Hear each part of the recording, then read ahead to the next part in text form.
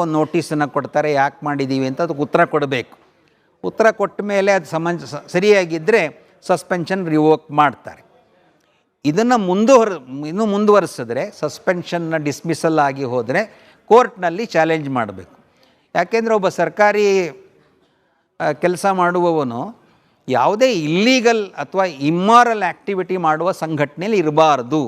ಹಾಗಾಗಿ ಇದನ್ನು ಚಾಲೆಂಜ್ ಮಾಡಬೇಕು ಮತ್ತು ನಿಶ್ಚಿತವಾಗಿ ಇದು ನಿಲ್ಲಲ್ಲ.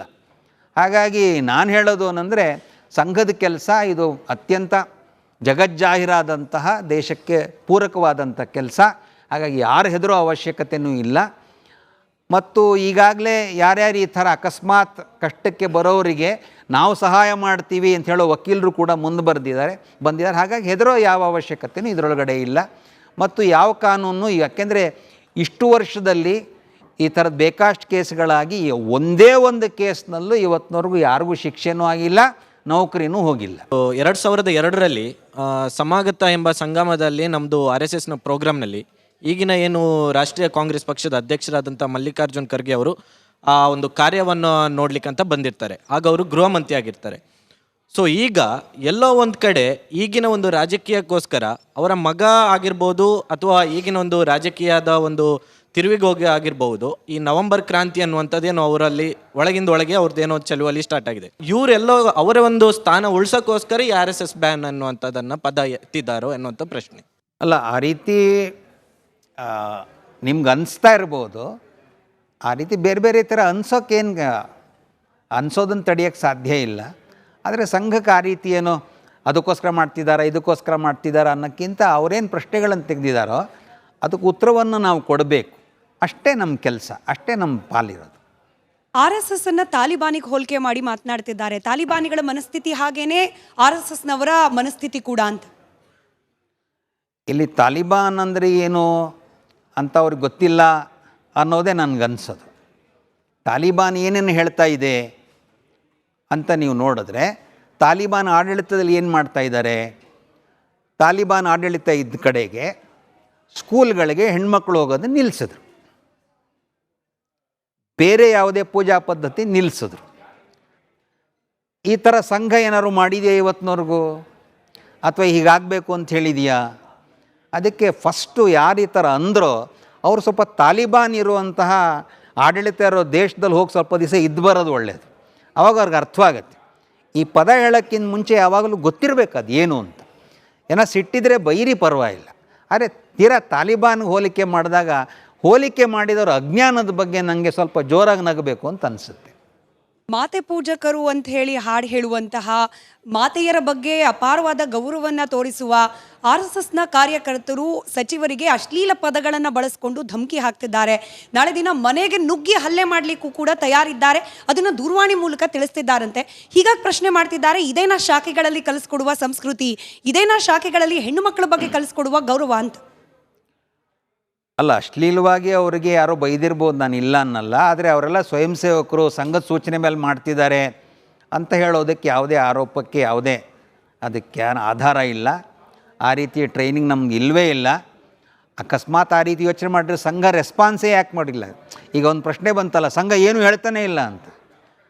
ಅದಕ್ಕೆ ನಮ್ಮ ಶೈಲಿ ಏನು ಅಂದರೆ, ಯಾರು ಆರೋಪ ಮಾಡ್ತಿದ್ದಾರೋ ಅವ್ರ ಆರೋಪ ಸಾಬೀತು ಮಾಡಲಿ, ಅವ್ರು ಯಾತಕ್ಕೆ ಹೇಳ್ತಿರೋದನ್ನು ಹೇಳಲಿ ಅಂತ ಹೇಳ್ತಾ ಇದ್ದೀವಿ. ಉಲ್ಟಾ ನಾವು ಹೇಳ್ತಿರೋದು, ನೀವು ಬನ್ನಿ ನಮ್ಮ ಹತ್ರ ಅಂತ ಹೇಳ್ತಿದ್ದೀವಿ, ನೀವು ಶಾಖೆಗೆ ಬನ್ನಿ ಅಂತಲೇ ಹೇಳ್ತೀವಿ, ನಿಮಗೂ ಒಳ್ಳೆಯದೇ ಆಗುತ್ತೆ ಅಂತ ಹೇಳ್ತಿದ್ದೀವಿ. ಹಾಗಾಗಿ ಆ ರೀತಿ ಬಯೋ ಟ್ರೈನಿಂಗ್ ನಮ್ಮೊಂದು ಪ್ರಶ್ನೆನೇ ಇಲ್ಲ. ಯಾರು ಹೇಳಿದ್ರು ಅವ್ರು ಇಂಡಿವಿಜುವಲಾಗಿ ಅಕಸ್ಮಾತ್ ಮಾಡಿದರೆ, ಅದು ತಪ್ಪಿದರೆ ಕಾನೂನು ಪ್ರಕಾರ ಏನು ಶಿಕ್ಷೆ ಅವ್ರು ಕೊಡಬೇಕೋ ಅದನ್ನು ದಯವಿಟ್ಟು ಅವ್ರು ಕೊಡಲಿ. ನಮಸ್ಕಾರ, ಮದನ್ ಅಂತ, ಖಾಸಗಿ ಕಂಪ್ನಿ ಉದ್ಯೋಗಿ. 1925ರಲ್ಲಿ ಶುರುವಾದಂಥ ಸಂಘ 2025ರಲ್ಲಿ ಯಾವ ರೀತಿ ಪ್ರಸ್ತುತವಾಗಿದೆ, ಇಂದಿನ ಯುವ ಜನತೆ ಜೆನ್ಝಿ ಅಂತ ಏನು ಕರೀತಿದ್ದಾರೆ ಅವ್ರಿಗೆ ಇದು ಹೇಗೆ ಸಲ್ಲತ್ತೆ?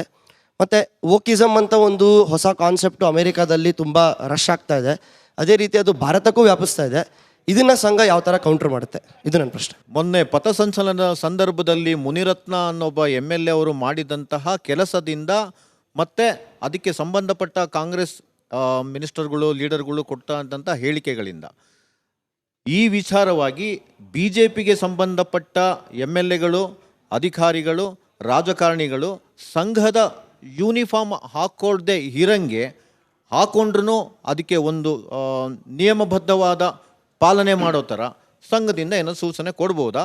ಆಗೊಮ್ಮೆ ಮೀರಿದ್ರೆ ಅವ್ರಿಗೆ ಏನಾದರೂ ಒಂದು ಸೂಕ್ಷ್ಮವಾದ ಇಲ್ಲ ನೇರವಾಗಿ ಒಂದು ಎಚ್ಚರಿಕೆ ಕೊಡುವಂಥ ಕೆಲಸ ಮಾಡ್ಬೋದಾ? ಸಂಘದಲ್ಲಿರೋ ತನಕ ಸರಿಯಾಗಿರ್ತಾರೆ, ರಾಜಕಾರಣಕ್ಕೆ ಹೋದ ತಕ್ಷಣ ಅವರು ಸಂಘದ ಎಲ್ಲಾ ಸಂಸ್ಕೃತಿಯನ್ನ ಮರ್ತು ಬಿಡ್ತಾರೆ, ಅದು ಬಿಜೆಪಿಗರನ್ನು ಕೂಡ ಒಳಗೊಂಡು ಅನ್ನೋ ಅಪವಾದ ಇದೆ. ಇದು ಒಟ್ಟು ರಾಜಕಾರಣದ ಬಗ್ಗೆನೇ ಇದೆ, ಬಿ ಜೆ ಪಿದಷ್ಟೇ ಅಲ್ಲ. ಒಳ್ಳೊಳ್ಳೆಗೆ ಎಲ್ಲರೂ ಕೂಡ ರಾಜಕಾರಣಿಗಳು ಕೂಡ ಶಾಲೆಯಲ್ಲೇ ಹೋಗಿರ್ತಾರೆ, ಮನೆಯಲ್ಲಿ ತಾಯಿನೇ ಕಲಿಸಿರ್ತಾಳೆ, ಯಾವ ತಾಯಿ ಮಗನಿಗೆ ಲಂಚ ತಗೋ ಮಗನೇ ಅಂತ ಹೇಳಿರಲ್ಲ. ಅಂದರೆ ಆ ಸಂಸ್ಕಾರದ ಬಲ ಅಲ್ಲಿ ಹೋದ ಮೇಲೆ ವ್ಯತ್ಯಾಸ ಆಗುತ್ತೆ ಅನ್ನೋದು ರಾಜಕಾರಣದ ಬಗ್ಗೆ ಜನರಲೈಸ್ ಮಾಡ್ಬೋದು ನಾವು. ಆದರೆ ಸಂಘ ಮುಕ್ತವಾಗಿರೋದಾದ್ರಿಂದ ಯಾರು ಬೇಕಾದರೂ ಬರಬಹುದು, ಯಾರು ಬೇಕಾದರೂ ಗಣವೇಷ ಧರಿಸಬಹುದು, ಅದನ್ನು ನಾವೇ ನಿಲ್ಸೋಕ್ಕಾಗಲ್ಲ. ಸಂಘದಲ್ಲಿ ಮಹಿಳೆಯರದು ಪಾರ್ಟಿಸಿಪೇಷನ್ ಹೆಚ್ಚಿಸೋದಕ್ಕೆ ನೀವೇನು ಮಾಡ್ತಾ ಇದ್ದೀರಾ? ನಾನು ಆಗಲೇ ಹೇಳಿದ್ದೆ, ಅದನ್ನು ಮತ್ತೊಂದು ರಿಪೀಟ್ ಮಾಡಿ ಆ್ಯಡ್ ಮಾಡ್ತೀನಿ. ರಾಷ್ಟ್ರೀಯ ಸ್ವಯಂ ಸೇವಕ ಸಂಘ ಇದು ಪುರುಷರ ಸಂಘಟನೆ, ರಾಷ್ಟ್ರ ಸೇವಿಕಾ ಸಮಿತಿ ಇದು ಮಹಿಳೆಯರ ಸಂಘಟನೆ. ಇದೆರಡು ಹೀಗೆ ಇರುತ್ತೆ ಇವತ್ತಿನವರೆಗೂ ಇರುವ ಹಾಗೆ. ಅದಲ್ಲದೆ ಉಳಿದೆಲ್ಲ ಸಂಘಟನೆಗಳಲ್ಲಿ ಹೆಣ್ಮಕ್ಕಳ ಪಾತ್ರ ಜಾಸ್ತಿ ಆಗ್ತಾನೇ ಇದೆ, ಜಾಸ್ತಿ ಆಗಬೇಕು ಅನ್ನೋ ವಿಶೇಷ ಪ್ರಯತ್ನಗಳು ಇದೆ. ಉದಾಹರಣೆಗೆ ವಿಶ್ವ ಹಿಂದೂ ಪರಿಷತ್ ಇದೆ ಅಂದ್ಕೊಳ್ಳೋಣ, ವಿದ್ಯಾರ್ಥಿ ಪರಿಷತ್ ಇದೆ ಅಂದ್ಕೊಳ್ಳೋಣ. ಇದರೊಳಗಡೆ ಸಮಸಮವಾಗಿ ಕೆಲವು ಸಂಘಟನೆಗಳಲ್ಲಿ ಹೆಣ್ಮಕ್ಕಳ ಪಾತ್ರವೇ ಹೆಚ್ಚಿಗೆ ಇರೋ ಹಾಗಿದೆ, ಮತ್ತು ಸ್ವಲ್ಪ ಹೆಚ್ಚು ಪ್ರಯತ್ನವನ್ನು ಮಾಡಬೇಕು ಅನ್ನೋದು ಕೂಡ ಸಂಘಟನೆಯಲ್ಲಿ ಚರ್ಚೆ ನಡೀತಾ ಇದೆ. ಬರುವ ದಿನಗಳಲ್ಲಿ ಇನ್ನಷ್ಟು ಅಂದರೆ ರಾಷ್ಟ್ರೀಯ ಸ್ವಯಂ ಸೇವಕ ಸಂಘದ ಶಾಖೆ ಅನ್ನೋ ವಿಷಯದಲ್ಲಿ ಬಂದರೆ ಪುರುಷರದಾಗೆ ಉಳಿತಿರಬಹುದು, ರಾಷ್ಟ್ರ ಸೇವಿಕಾ ಸಮಿತಿ ಮಹಿಳೆಯರದಾಗಿ ಉಳಿಬಹುದು.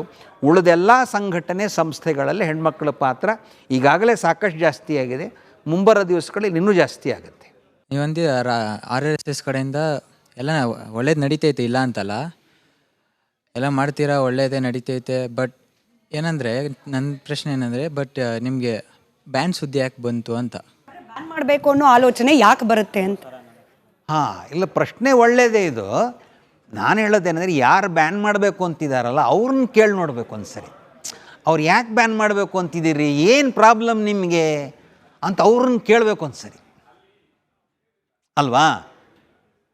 ಈಗ ನಾನು ಹೇಳ್ತಿದ್ದೀನಿ, ನಾನು ಬ್ಯಾನ್ ಮಾಡೋಂಥದ್ದು ಏನಿಲ್ಲ. ನಾವು ಪಬ್ಲಿಕ್ ಆಗಿದ್ದೀವಿ, ದಿನ ಬೆಳಗ್ಗೆನೋ ಸಾಯಂಕಾಲನೋ ಶಾಖೆ ನಡೆಯೋದು ಗ್ರೌಂಡಲ್ಲೇ ನಡೆಯುತ್ತೆ. ಮತ್ತು ನಮ್ಮ ಕೆಲಸ ಏನು ಅನ್ನೋದು ನಾವು ಪ್ರಿಂಟ್ ಮಾಡಿ ಪಬ್ಲಿಷ್ ಮಾಡಿದ್ದೀವಿ. ಮತ್ತು ಬ್ಯಾನ್ ಮಾಡಿ 3 ಸರಿ ಬ್ಯಾನ್ ಮಾಡಿದ್ರಲ್ವಾ, ಬ್ಯಾನ್ ಮಾಡಿದಾಗ ಸತ್ಯ ಇದ್ದರೆ ಏನಾದ್ರು ಬರಬೇಕಲ್ಲ, ಏನು ಹೊರಗೂ ಬರಲಿಲ್ವಲ್ಲ. ಅದಕ್ಕೆ ಸ್ವಲ್ಪ ಯಾರು ಬ್ಯಾನ್ ಮಾಡಿ ಅವ್ರನ್ನ ಜನ ಹೋಗಿ ಕೇಳಬೇಕು, ಯಾಕೆ ಬ್ಯಾನ್ ಮಾಡ್ತಿದ್ದೀರಿ ನೀವು, ಯಾಕೆ ಮಾಡಬೇಕು ಅಂತಿದ್ದೀರಿ ಅಂತ ಕೇಳಬೇಕು ಅವ್ರು. ಕಡೆದಾಗ ಮತ್ತೊಂದು ಅಪವಾದ ಆಯಿತು. ಏನೇ RSS ಬಗ್ಗೆ ಪ್ರಶ್ನೆಗಳು ಬಂದರೂ ಕೂಡ RSS ಅಧಿಕೃತವಾಗಿ ಉತ್ತರ ಕೊಡೋದಿಲ್ಲ, ಬಿಜೆಪಿಗರು ಉತ್ತರ ಕೊಡ್ತಾರೆ ಅಂತೇಳಿ ಆ ಅಪವಾದವನ್ನು ಕೂಡ ಇವತ್ತಿನ ಮಹಾಭಾರತ ಕಾರ್ಯಕ್ರಮದಲ್ಲಿ ಸುಳ್ಳಾಗಿಸಿದ್ದೀರಿ. ಇಷ್ಟೊತ್ತು ಸಮಯ ಕೊಟ್ಟಿದ್ದಕ್ಕೆ, ಎಲ್ಲ ಪ್ರಶ್ನೆಗಳಿಗೆ ಸಮಾಧಾನವಾಗಿ ಸಾವಧಾನವಾಗಿ ಉತ್ತರ ಕೊಟ್ಟಿದ್ದಕ್ಕೆ ಧನ್ಯವಾದ. ಹಾಗೆ ತಮ್ಮೆಲ್ಲರಿಗೂ ಕೂಡ ಧನ್ಯವಾದ ಕಾರ್ಯಕ್ರಮದಲ್ಲಿ ಭಾಗಿಯಾಗಿದ್ದಕ್ಕೆ. ಇದಾಗಿತ್ತು ಇವತ್ತಿನ ಮಹಾಭಾರತ. ನೋಡ್ತಾ ಇರಿ ರಿಪಬ್ಲಿಕ್ ಕನ್ನಡ, ಇದು ನಿಮ್ಮ ಧ್ವನಿ.